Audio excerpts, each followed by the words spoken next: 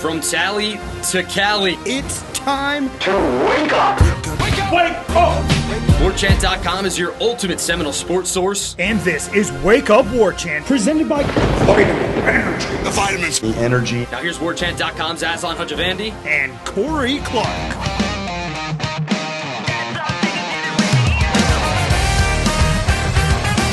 Wake up! It's Wake Up Warchant presented by Vitamin Energy. Coming up on today's show, what if Florida State makes a bunch of changes after the season, but doesn't really fire anybody? We explain.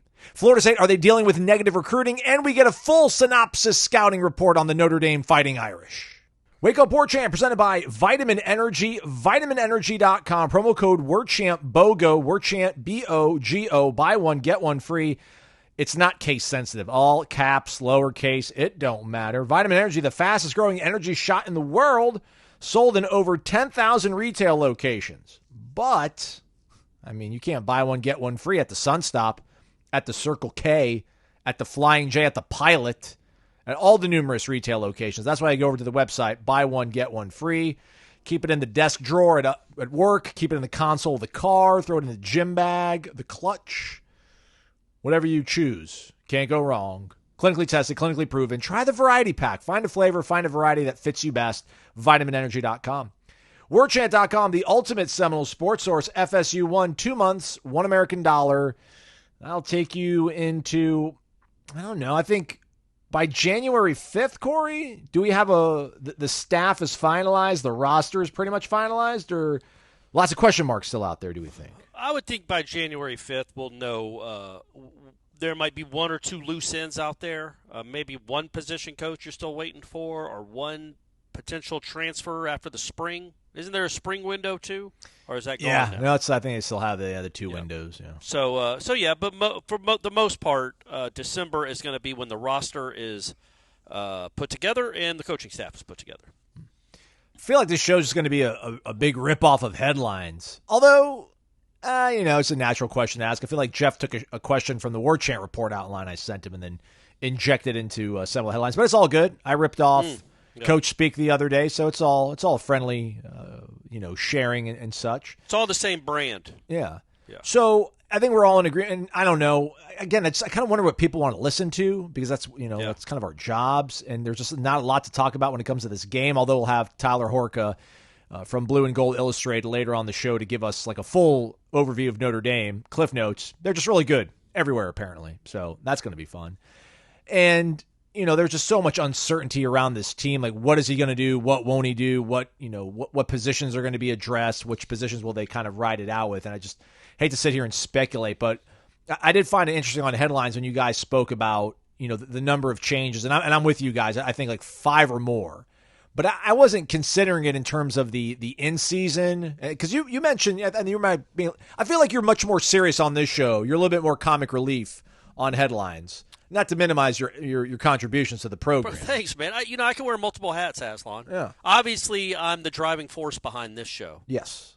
I'm the one. I'm the wheel, man. I'm the wheel. I'm the engine. The spokes. You're all the of it. spokes. The all axle. of it. On headlines, I'm just one of 3. Yeah.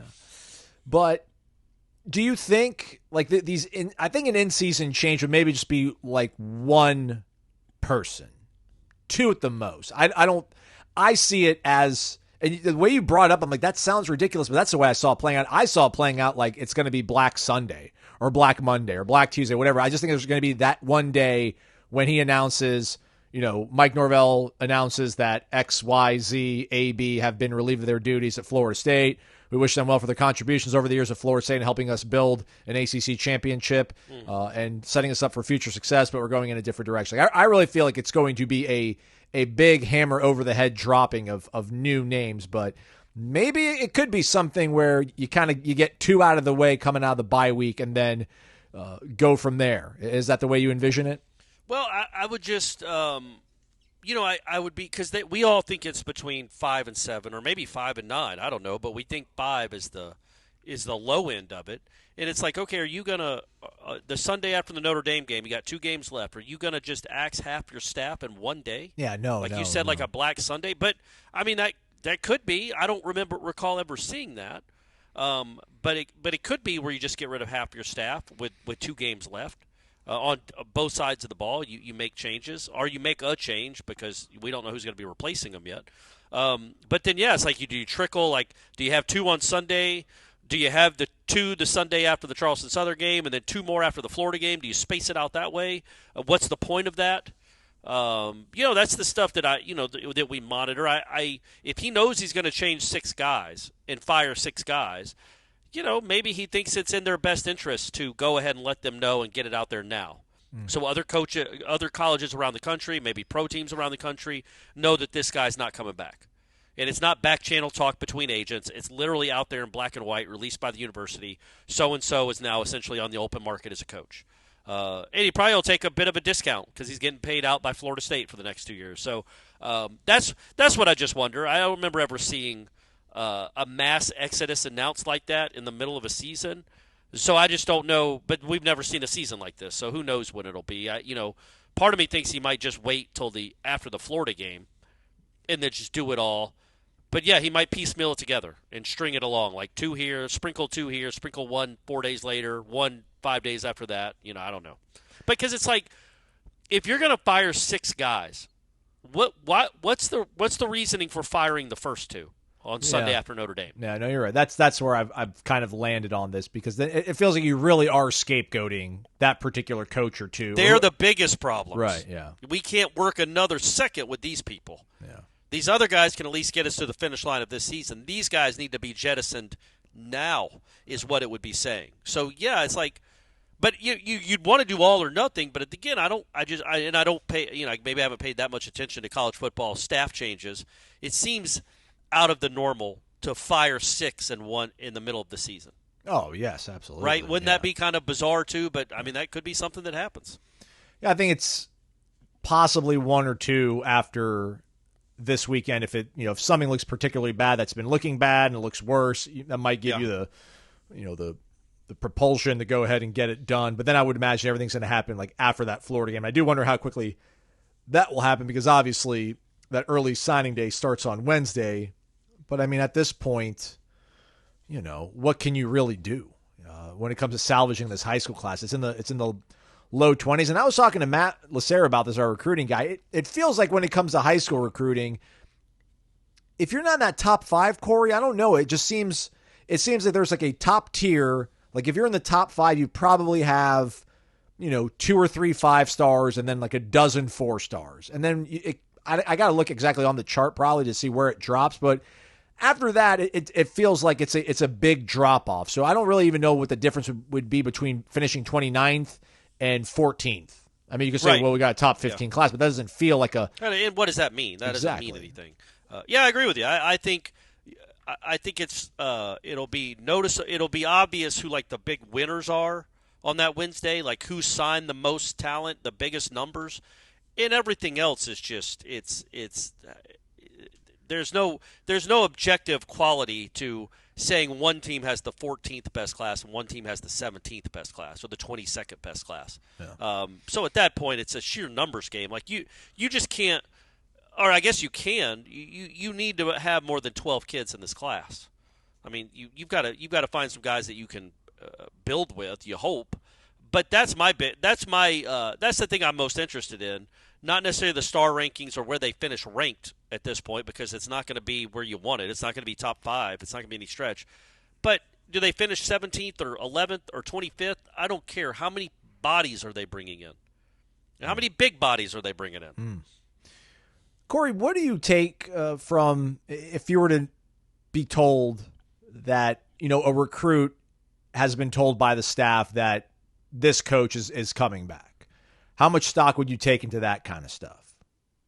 Because it sounds like, in speaking with Matt, and he's in the recruiting circles and such, that, I think there's some stuff out there that Mario Nash, the offensive lineman's being told recently that, Atkins is going to be sticking around here.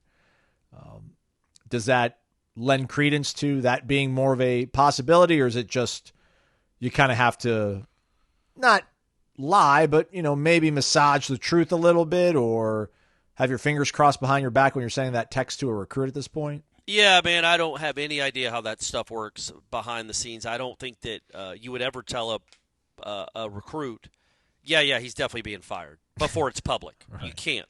And it's also fair for a family to ask, hey, man, is Alex going to be the coach next year? And you don't want to lie, but so you can semantically say, I would be surprised. Yeah, It's tough, right? It's tough, yeah, man. I don't even know how to say it's it. Tough. Like you could say. It's so tough. It's like I remember the book The Blind Side. By the way, that's one of the worst things that's happened. That the Orrs can't get along with the Tuohys. That's a bummer. But when they asked Nick Saban, because he was the coach at LSU, when they asked Nick Saban if he was even when he was recruiting Michael Orr, the Tuohys asked him, "Are you even going to be at LSU next year?" And his answer was just what I'm talking about. It was an answer that if you read it one way, you're like, yeah, that sounds like he's coming back. And another way, he didn't deny that he might leave. And then when he left, what's her name, Leanne? Yep, correct. I shouldn't know. Acting like you don't know. I should know all these names. I know one of the daughter married the FedEx founder's son or grandson. True. That's true love, I bet. I'm sure. Yeah. That she's like, wow, that was a non-answer answer. That was a non-denial denial. Yeah. You can do it that way where you don't give it away one way or the other. But yeah, I don't. I would be surprised, let's say, if Atkins is back next year, but not necessarily stunned. What would stun me is if you just think getting a new receivers coach and keeping everything else the same is the play here. So let's say Atkins comes back. Well, if you give him a better offense to scheme up his offensive line, maybe it looks better. Give him better players on the skill positions. Maybe the O-line works better. Give him a better quarterback play. Give him better quarterback play. It works better. I'm not sitting here and saying Alex Atkins is a horrible offensive line coach. I'm just sitting here saying his offensive line in 2024 is a disaster. And if Mike Norvell, that would be a very tough sell, I would think, to bring that back. But, maybe if you give him 4 NFL offensive linemen to coach up, he'll look a lot better. Yeah, that's interesting though. Because that's a thing. They're all wondering. How could they not? Every defensive player is wondering who the coordinator is going to be. I think the next question that I'll try to ask Norvell at some point, which will have a lot of presumption baked into it, will just be like, you've discussed that you're evaluating things and you've got a plan. How receptive has A.D. Alford been to that plan and giving you the support you need to execute it?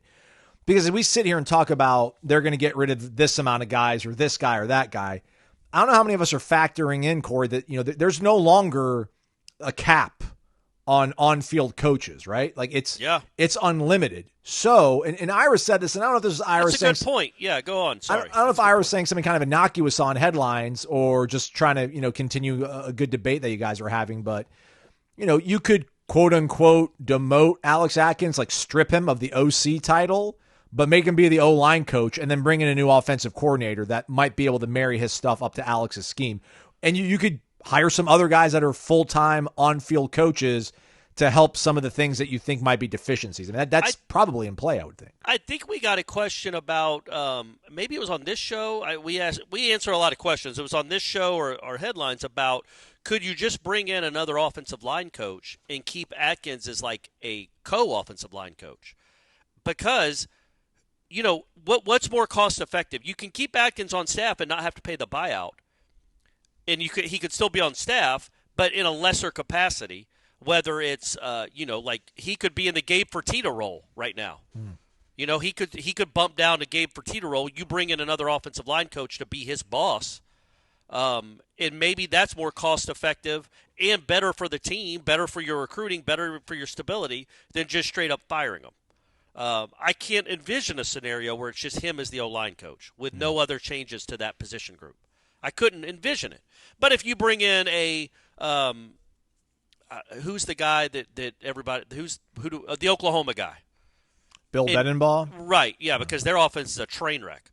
So maybe that's not the best example, but somebody with a great track record. He does have a great track record. I mean, they usually have a pretty darn good offensive line. Very recently, too, like they put guys in the league.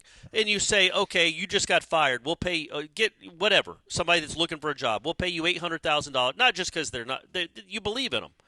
We're going to pay you $750,000 to be our O-line coach. The pyramid works like this. You are Alex Atkins' boss.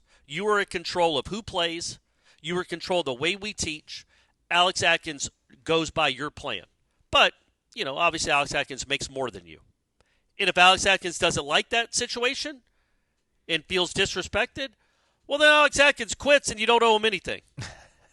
So there's a way to play this game because Aslan's right. I keep forgetting that. You can have unlimited number of coaches. So you can bring in another quarterback coach and say, Tony, you're the assistant quarterback coach. You're the assistant to the quarterback coach. However you want to phrase it. And Alex, you're the assistant to the new offensive line coach. And maybe that saves you from having to pay, $8 million in buyouts for these assistant coaches because they're on your staff. You're getting use out of them. It could also create a very toxic coaches room. At the same time, you went 2-10, so who cares if it's toxic? Can't be any worse. And you're still making $650. I mean, who's the lowest paid assistant on this staff? I would think it's Randy Shannon, but it could be Chris Thompson. Yeah. But yeah, it's 600. It's 600 something thousand. But yeah, you could bring in a couple new coaches across the board and just restructure. That way, because because everybody knows Atkins isn't the OC anyway, in that I'm not dismissing what he does. I'm in his involvement with the game plan, but Mike Norvell calls the plays. Mike Norvell is the one that makes the designs decisions. The plays. And schemes it up, knows what the game plan going in. Most of that is Mike Norvell with help from Alex Atkins, obviously. So just saying, okay, we're going to remove the OC title, well, that doesn't do anything because nobody kind of looks at him as the OC anyway. He's responsible for this offensive line mess. So him just running it back with the same offensive line coaching staff would seem like not a smart decision by the head coach. But yeah, how do you tell Mario Nash, yeah, man, he's gone the day after the Florida game? Right. But keep it on the down low. You don't say that because you don't want to ask a kid to lie. Yeah. So you just have to say stuff to make it sound like, yeah, we haven't made our minds up, or we have all the plans. Our intention is that he is our coach next year. That's sort of what I was looking for. I overheard this at practice on Tuesday from an unnamed staffer, and I've got no context to it. So there's a lot of presupposition baked into this one as well. But I walked by a staffer and he said and this was like the quote like, they're telling the kids the questions to ask us now. And I don't know. It could have been him talking about his kids at school. Yeah. And, go home and ask your mom and dad these questions. But I thought since I was at a football practice and he was involved with the football staff, it's probably a question that, probably something in regards to recruits. Would you consider that negative recruiting, Corey? If you're Kirby and you're after, let's say, Kevin Wynn, and Kevin's like, yeah, man, I'm all about Florida State, coach. I appreciate you. And Kirby's like, well, see, ask them about these things to get you some information on the best thing to do for you and your family. I wouldn't even think that's negative recruiting. I just think that's how life works. I think that if you're Kirby Smart and you want a player that's on Florida's team or Florida State's team, and he seems pretty dead set that he's going to be committed to Florida State, I don't think it's out of the realm of possibilities. Like, hey, Kevin, I appreciate that. I understand that. Good luck to you. I'm not trying to put pressure you on anyway. Ask them could you do me a favor? Because I'm thinking about you, dog. That's all I care about is you and your own well-being. Could you ask them what their plan is on the defense next year? Like what is going to change, or what is going to, like, you know what I mean? Like, yeah. I think that's and I'm talking about any recruit, not just Kevin. Any recruit, like I don't think it's negative recruiting to say, do you have any certainty who's going to be your position coach? Can you ask them that? What do they say when you ask them that? Mm-hmm. And then if they say, well, they say he's coming back, be like, all right, man, we'll see if that's true at the December 1st, but absolutely, good luck to you. If you have any questions, please don't hesitate to reach out. We're here for you if you change your mind. Yes, because I don't think that's negative recruiting, but I also think that also not be a coach. It might be a parent or a high school coach.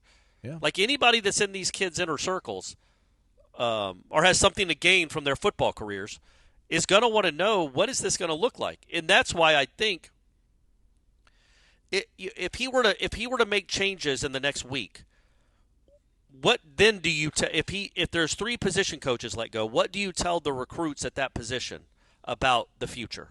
Do you already have somebody in mind? Is that why you make the change? Can you announce it? Hey, we're hiring, because I mean, head coaches Norvell was hired before his season was over. He left Memphis before that season was over. Before I guess they played the conference championship game, right? Yes. And then he left. He won it. But Won it. He did, but it was announced that he was leaving. I feel like assistant coaches could probably announce they're leaving. I think maybe that's the next step in college football hirings. It's not just head coaches that bolt before the season's over. Assistant coaches can bolt too. So if you've got somebody in mind that you're bringing in, well, then absolutely expedite this process. Announce it. And if UNLV wants to kick him out before the season's over, let him do it. Yeah, Fine. Then he'll be here quicker. But announce who's coming. If you're firing, it would be – I guess that's probably – I don't even know if that's likely or probable.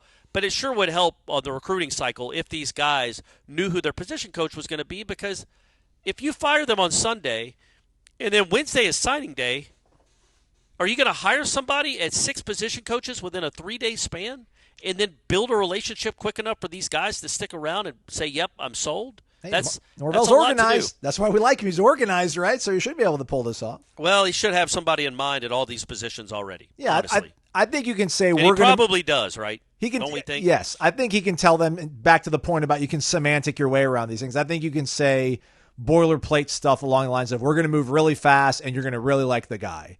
He's been putting guys in the league for the last 5 years. Trust us on this, but I get it. But just we're going to move fast on. It's going to be a guy you like, and it's a guy that's been putting guys in the league for the last few years. I think that's which isn't a definitive answer. It's not a name. You can't start Googling it and going on his Wikipedia page and doing your own research on it. But again, if you're still interested in Florida State, let's be honest, I guess, right too. If you're still interested in Florida State at 3-9, 2-10, you're probably believing Mike Norvell more than anybody else. So, I don't know how much your position coach is going to affect your commitment, but I wouldn't blame the kids either for thinking, well, that's not a good enough response. But I think other coaches have probably used similar tactics and gotten away with it. So, see how it goes. Yeah, I get. Yeah, I think that I would not take somebody's word and say you're going to like this hire. Tell me who I'm coming to play for. Yeah. Don't be coy about it. If you don't want to tell me, that's fine. I'm going to look somewhere else. I want to go somewhere where I know my position coach is. I want to look at their track record. This is a huge decision for me. I don't plan on being there just for 6 months and then I'm in the portal again. I plan on being there for 3 to 4 years. Tell me who my position coach is going to be. Build trust with me. I mean, in the regards of if you get rid of a guy after this game, I'm not saying you're gonna have to wait until, we're gonna move on it and you're gonna know after the Florida game. Kind of a thing, but I guess that's still not enough time, right? Because that goes back to the whole point that it's Wednesday after that. So I need to know now. Yeah, well, yeah, that's it. It's so sped up. That's what he gets $10 million a year for. So yep, and he's got. I do think he. Yes, that's. It's crazy, man. Like that it's so sped up and it's so compressed to be like, man, the season will have been over for 8 seconds, and he's going to have to start announcing hirings. Like firings and hirings maybe are just hirings, but you know how it can work. Here's how I think it'll go. Personally, I could be completely wrong. Love it. I love it. Do it. Go. Let's say there's 3 guys that get relieved of their duties on Sunday. I would hate to I would never do just one, because that is straight up scapegoat. This guy is killing us. He's the worst of the bunch. I would do all of them. But if you want to space it out so it's not just straight Black Sunday, do 3 of them. And then you start within a week, as we get all our coaching boards and our hot boards up, you reach out to Gene or Ira or myself through a back channel, or just your cell phone, Mike. Just call me up and say, don't say for sure, but this is who we're looking at. Put this guy on your hot board. Start working those. So the rumors get out, true rumors. You haven't made it official, but we start talking about Florida State's zeroing in on this guy as their next receivers coach. We're hearing Florida State zeroing in on this guy as their next coordinator, and the linebacker, whatever position you want to throw out there. And then let that simmer for a bit. You know what I'm saying? Like, you don't have to come out and make the announcement formally while the guy is still coaching, but you need to get it out there publicly that this is the target, this is the guy that's almost certainly coming. Get that out there, and absolutely make sure recruits see it if you're worried about your recruiting class at all. Right? Doesn't that make the most sense? Where you're not officially saying anything, but you're letting everybody know that you found somebody at this position that you really like, and if everything goes according to plan, he'll be joining the staff the Sunday after Thanksgiving. I love it. That's what I'm doing. That's what I'm doing. PR 101. Well, if everybody hates it, if like, no, we don't want him. Don't bring Mark Ted Stoops Roof. to College We don't Station. want Ted Roof. Please don't bring Ted Roof to. We don't want him as the defensive coordinator. Then the backlash will be so much.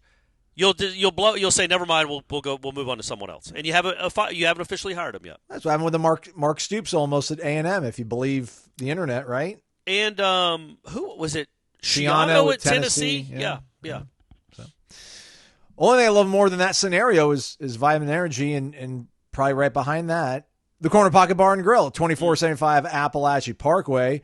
Hope you had fun at trivia last night, boys and girls. Don't forget, if you want to play some more games, more shenanigans, and win cold hard cash this time around, you can come out on Thursday for bingo night at the CP. Daily lunch specials, 11 a.m. to 3 p.m. That's when they open up, is 11 a.m. It's only $8.99 too. It's fantastic. And then the Corey Wrap is available Monday through, every day of the week, unless it's not game days, limited menu, no Right. Corey Wrap. Yeah, ask, because I've gotten conflicting information on that, by the way. So ask. I don't think they offer the Corey wraps or just wraps in general on Saturdays, but go ahead and give it a shot. Hey, tell them Corey sent you. I mean, it's the guy who works for the football website, and it's a game day. I feel like that's the one thing they should have on the limited game day menu. But that's me. I trust Bill. He's a proprietor of restaurants and has been successful at it. So The beauty is, no matter what you order, it's good. Yes, It is really good food, reasonably priced. The alcohol is absolutely reasonably priced, and the TVs are free. Yeah, that's right. So it all works out. Corner Pocket Bar and Grill, 2475 Appalachia Parkway, cptallybar.com, the website. Talking more Noles after this, but we'll have Tyler Horka from Blue and Gold giving us the lowdown on the Irish. It's Wake Up Warchant presented by Vitamin Energy. Welcome back, everybody. VitaminEnergy.com, promo code warchantbogo, buy one, get one free. Let's go behind enemy lines. I don't know why we always say that in the business, but nonetheless, we got Tyler Horka from Blue and Gold Illustrated. Are you guys still calling it Blue and Gold Illustrated, or is it just Blue and Gold these days? Blue and Gold Illustrated, man. We still write a magazine weekly somehow. It keeps me up late at night, especially when kickoff is at 7:30 Eastern, like it's going to be this weekend. But we've got some loyal print subscribers, man. We got to make them happy. That's awesome, man. No, for sure. I mean, Warchant, we used to have a written component magazine, but, divested from that. But I digress. All right, we do have a 7:30 kickoff. Not great. If you're a Florida State fan, kind of want to get this one over with, get your day started. But who knows? Crazier things have happened in this college football world. Notre Dame can attest to that with their lone loss of the season against a team like Northern Illinois. But the Irish seem to be hitting their stride right now, Tyler, coming off a bye week. Which comes off the heels of them absolutely smashing a Navy team that looked quite, tough, I guess we could say, for lack of a better term. Let's start on the offensive side of the ball. I mean, Mike Denbrock, longtime Brian Kelly fan, or I should say fan friend, had been with Brian at, multiple different stops, was with him at LSU last year, comes to South Bend, new quarterback. How has that sort of learning curve been for this offense that seems to be maybe kind of finding its stride here as we get into November? Yeah, I like how you say learning curve and finding its stride, because that's exactly what it's been. Marcus Freeman talked about this on Monday, how Riley Leonard literally in the first 2 weeks of the season felt the highest of the highs in beating Texas A&M that we've come to know as a pretty good team. They didn't have their best outing, obviously, against South Carolina, but that's still a 7-2 football team. But it took almost 2 months for the Aggies to lose again after losing to Notre Dame. Riley Leonard, instrumental in that victory down in College Station. He leads the game-winning drive. I want to say it was about a 12-play, 80-ish yard drive. Riley Leonard makes some throws, obviously uses his legs to get Notre Dame into the end zone and then win that football game.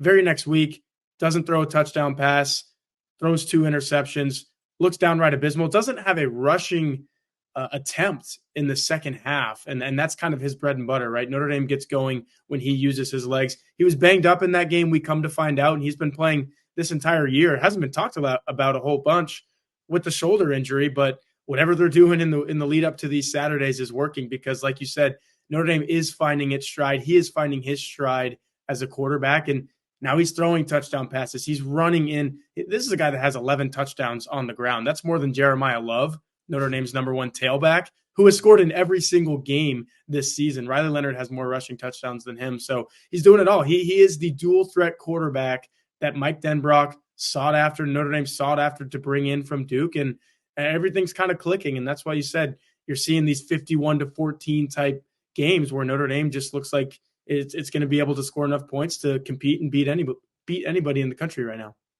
How much of Riley Leonard's success on the ground, Tyler, in your estimation, how much of that is sort of designed RPO stuff, draws? How much of it is plays breaking down and Riley just improvising and making the best out of a bad situation? You get the whole kit and caboodle with this guy. The kitchen sink is thrown out there in every single game because he can do all of that. And I think the RPO stuff is the piece that's kind of come along with Mike Denbrock as Riley Leonard has gotten more comfortable in this Notre Dame offense. Let's face it, you go in anywhere and you're with a new team, new surroundings, new coach. You have to learn a little bit. So we didn't see as much as the RPO stuff early. And I think that's what kind of hindered Notre Dame's ability to, once Northern Illinois got the belief that they could beat this team and you weren't seeing some of those RPOs, some of those deadly things that can really beat anybody, like I was saying, there's a lot of defenses out there who don't want to face Riley Leonard because he's got all of these different components.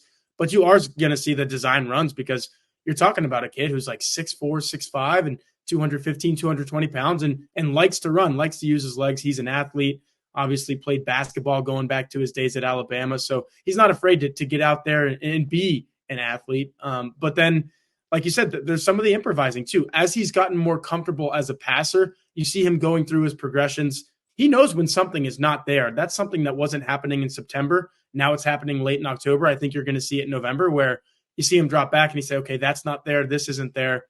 I'm still Riley Leonard. I can run, so I'm going to do that now. As soon as you have all three of those facets as a dual threat quarterback, you're really humming and you're playing your best football, and that's what Riley Leonard is doing right now. You mentioned Jeremiah Love. It feels like he might be in that special kind of column when it comes to assessing and categorizing playmakers for this offense.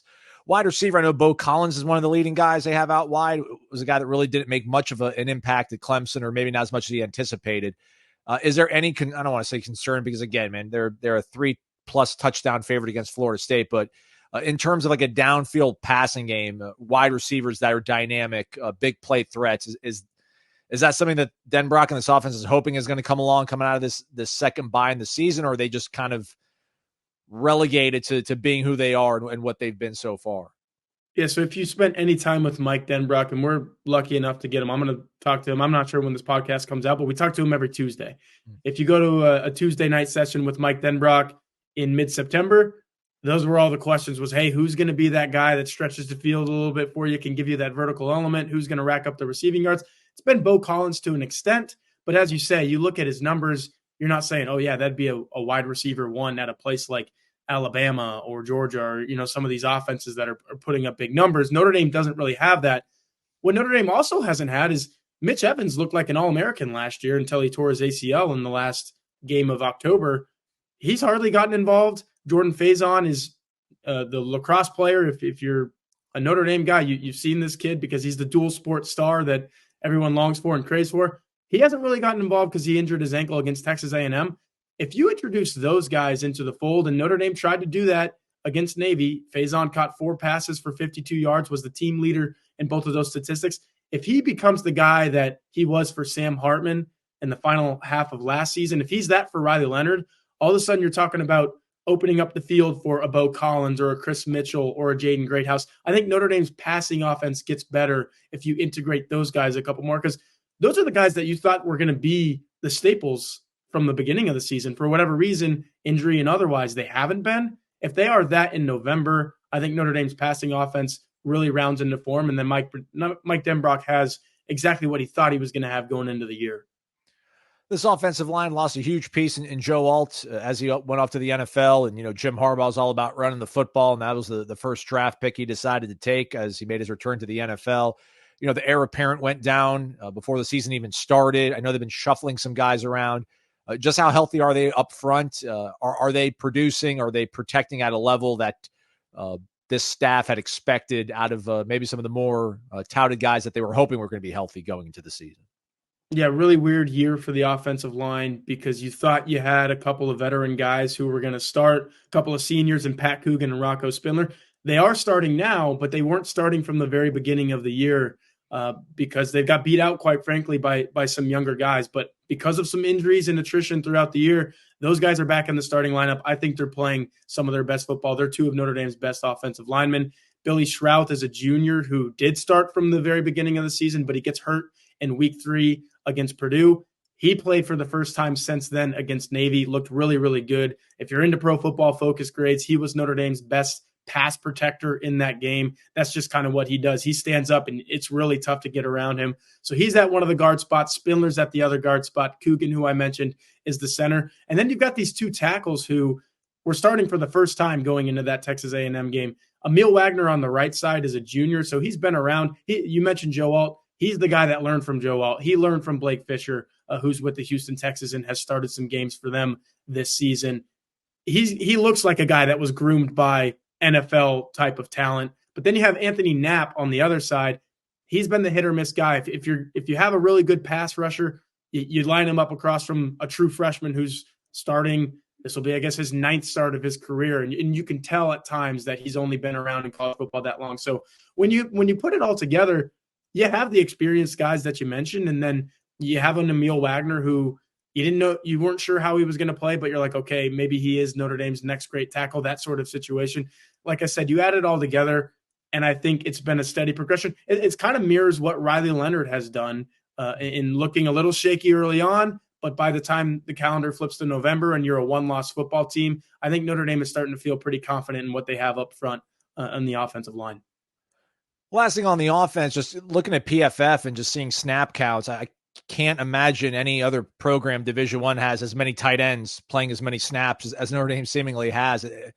Are they running like a lot of heavy packages and trying to, get play action off of that? I mean, how vital, I guess, are these tight ends to the overall flow of this offense?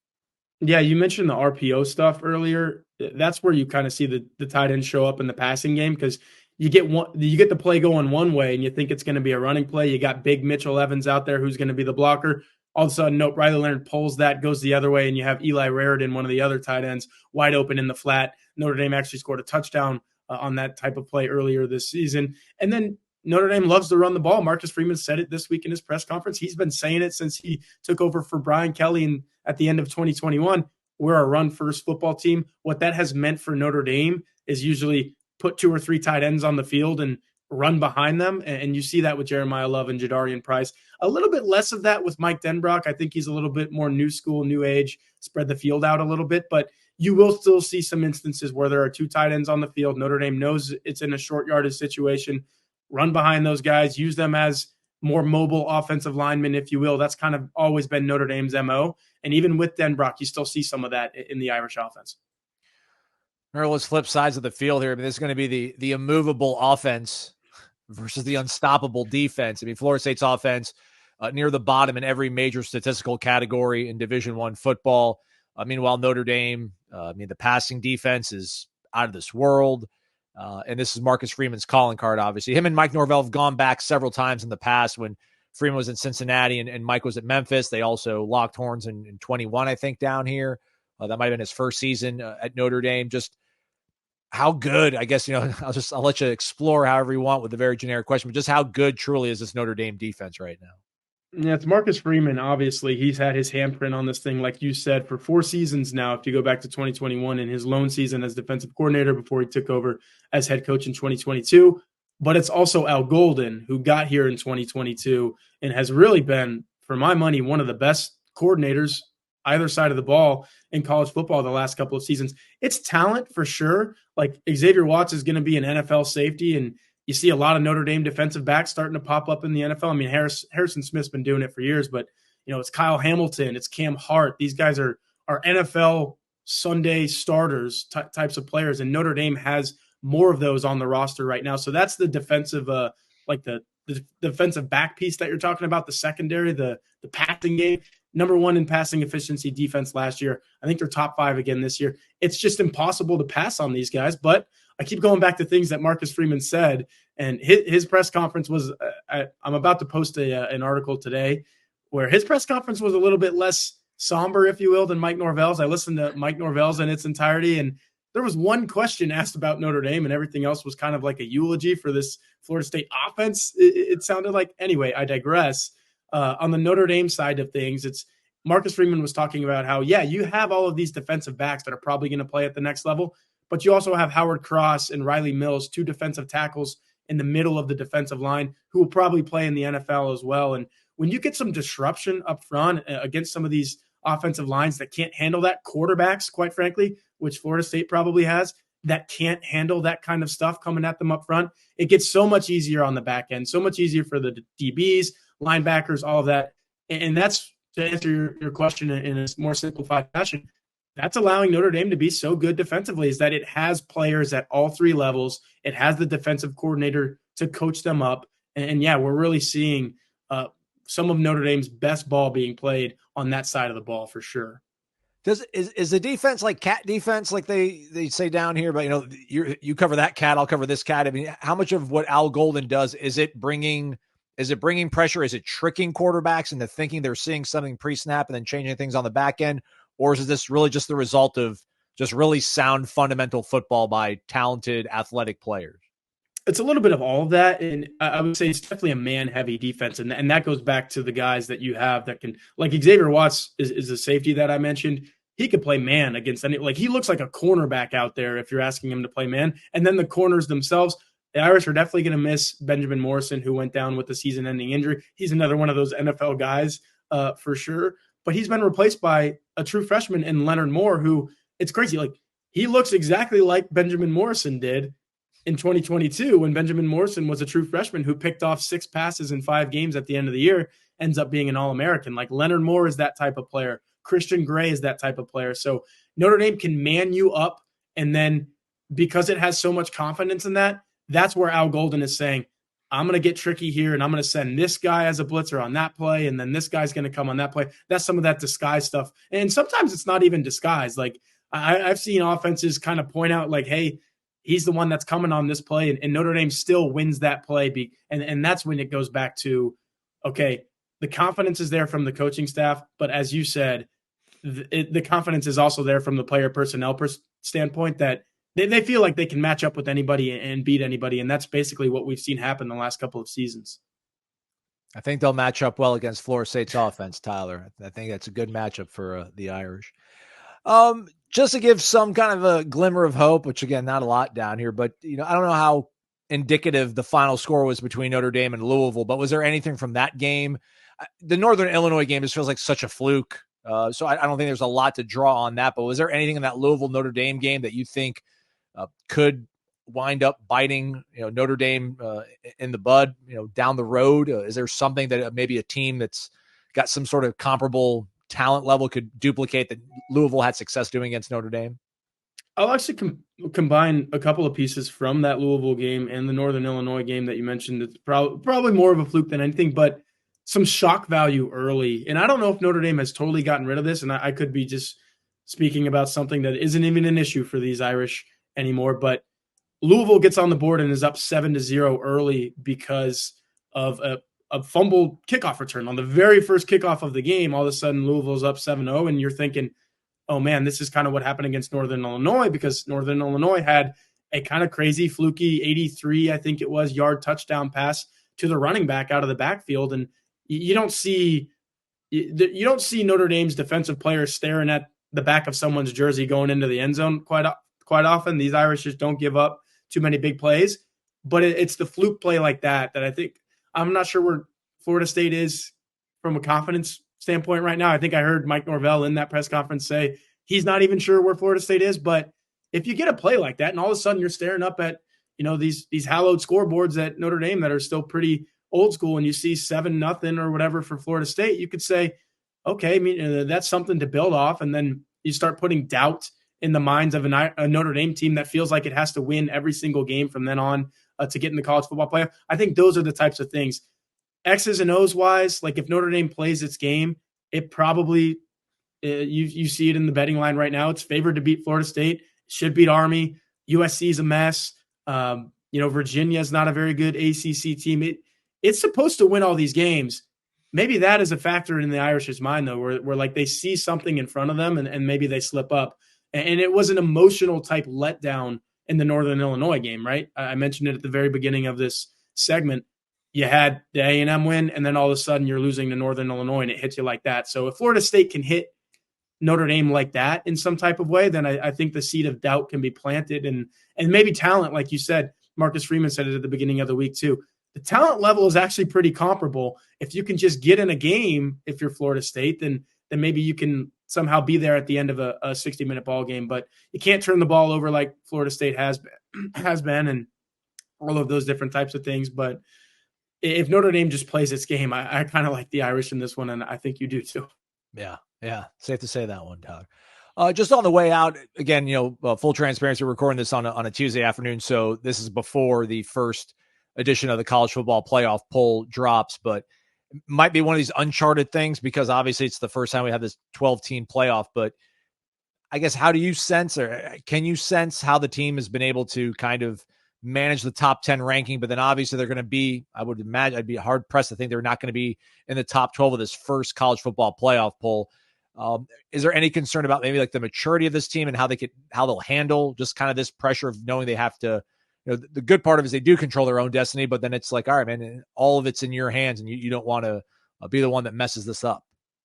Well, it helps being led by a senior quarterback. And I know Riley Leonard didn't have much of this experience in terms of being a ranked team at Duke, but he did start 21 games there. And if you had a lesser experienced quarterback, I think you worry about some of those teams. Like in the locker room, I think Notre Dame has the right pieces. And you got to point to the defensive side of the ball. I believe this team has 5 team captains. It changes every year, and that's more August fodder than November fodder. But I believe it's 5 team captains. Riley Leonard is the only one from the offensive side of the ball. There's 4 guys from the defensive side of the ball. Some of those are 6th-year guys. They understand it. Like you said, 12-team playoff is a new thing, so nobody has experienced this. But Notre Dame has been in the last, I say there's some 6-year players. In the last 6 years, Notre Dame has been in this spot where you're constantly looking every Tuesday, where's Notre Dame in the CFP rankings? Where's Notre Dame in the CFP rankings?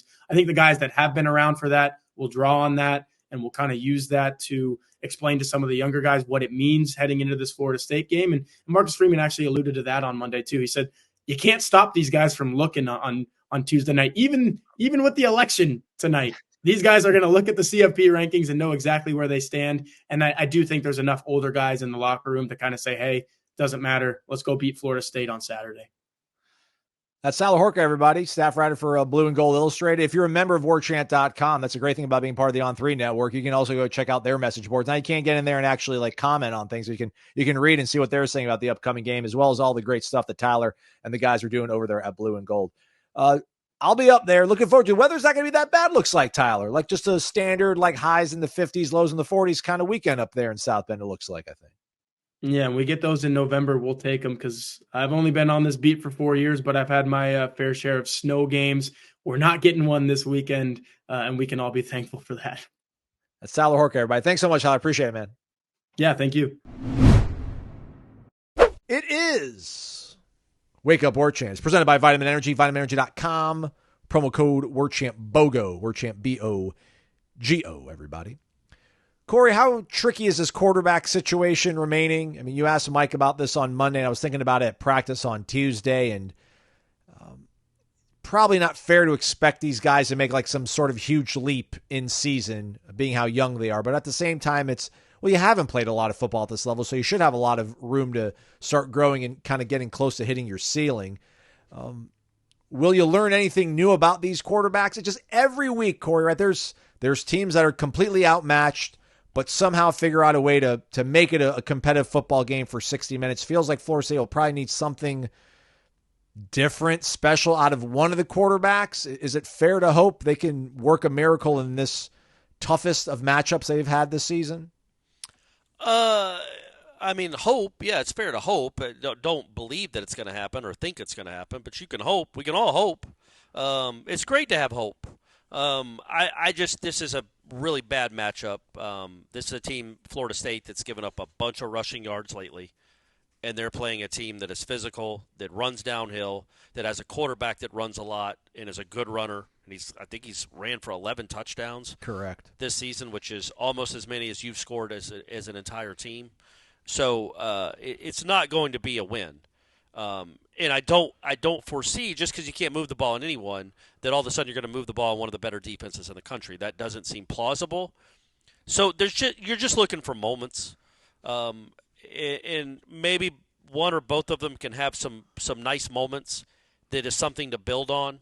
But yeah, I don't see an avenue for a win, but I see an avenue where you can maybe. Well, here, let me ask you this. They were 1-2, I think, when they went into Notre Dame in 2020, but they made it a game for like the first half, which was very surprising to all of us. Yeah. I think we'll be much more shocked if it's a game at halftime this time around. But they, were in a kind of a bit of a malaise in 2020, and they went up to South Bend and they competed against a team that I think ended up making it to the playoff that season. Yeah. You've mentioned it a couple times. Like, is this offense only functioning when you have a guy like Jordan Travis? Are these the things that we're going to have to? Will that question at least be answered at some point this season? No. You think? Oh, maybe this season. Yeah, not Saturday. This is the best team you've played. So I don't expect that I don't expect this offense to do anything on That was Saturday. the best team they played in 2022, though. They didn't play Clemson.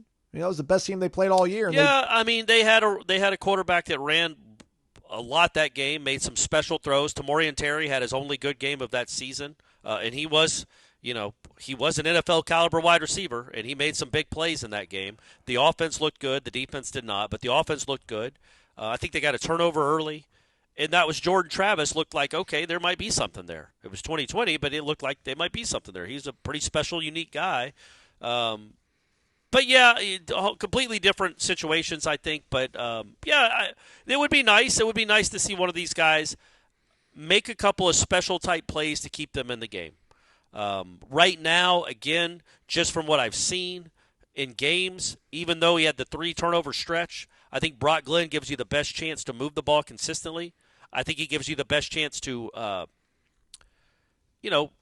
not eliminate the pass rush, but offset it a little with his athleticism, his ability to move around in the pocket, escape pressure, make plays downfield. All that just seems like right now Brock Glenn is a little further ahead of that.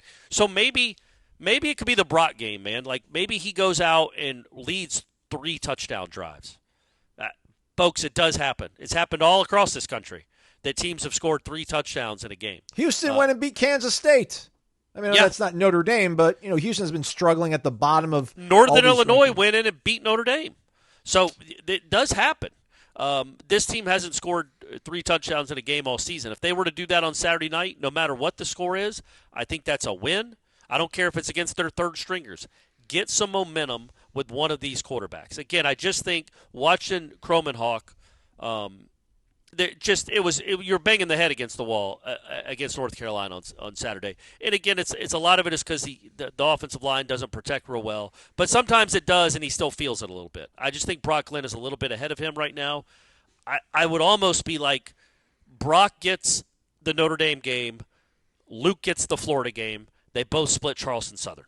Or maybe Luke gets the Charleston Southern game, and then they both split Florida.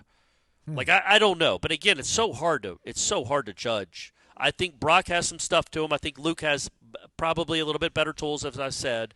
But I don't think any of them will be on display on Saturday because I think you're just going to get overwhelmed physically up front. And your skill players aren't special enough to make consistent plays against the Notre Dame defense. But I hope they prove me wrong. But it's a real tall order for these quarterbacks to do anything of note. I do think there's still a chance, maybe, there's still a chance we have an idea which one of these guys should be the guy when the Florida game is over. Man. But we're running out of time, we're running out of runway. Yeah. North Carolina proved nothing.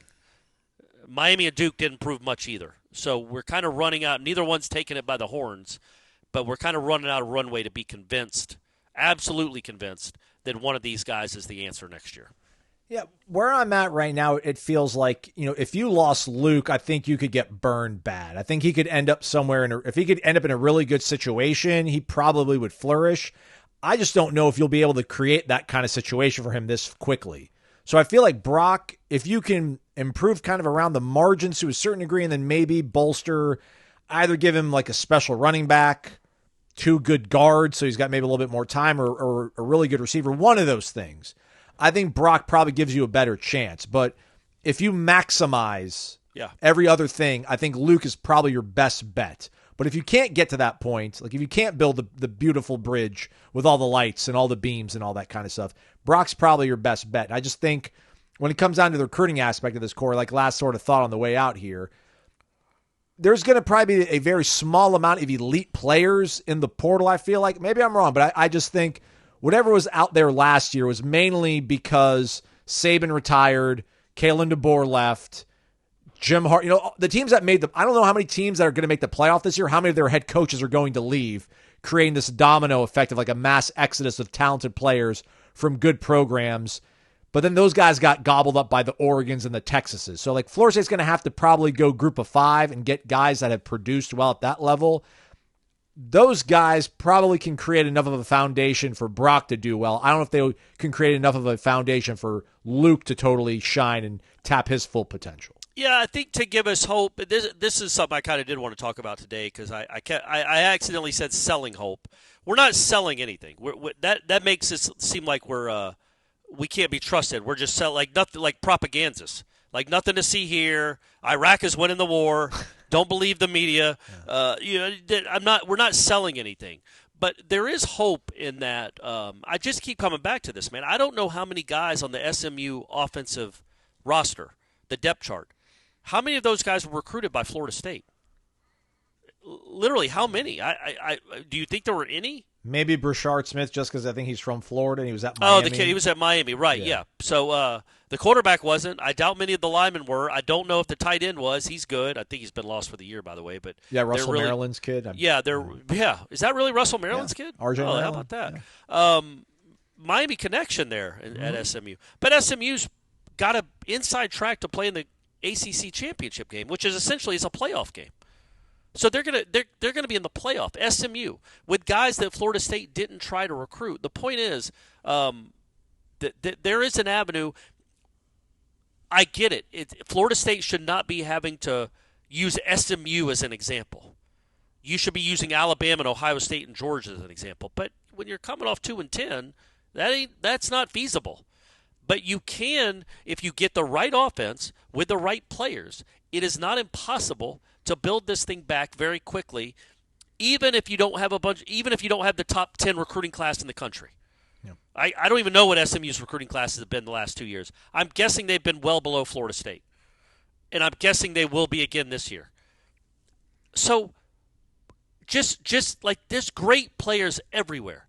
Group of 5 guys, guys that are kind of overlooked in high school that develop after a year or two. Like there's avenues to go get really good players and get really good offenses. But you've got to go do it, but there is a way to make that happen. So that's when I say selling hope. I don't mean the word selling. That's the wrong verb. But giving hope, I guess, that this isn't impossible. And when you look at these teams around the country that are exceeding expectations wildly, some of them, they're not doing it with 5-star recruiting classes. Now, you'd like to get to a point, and frankly, Norvell, in my opinion, kind of blew it the last 2 years when he was at this point.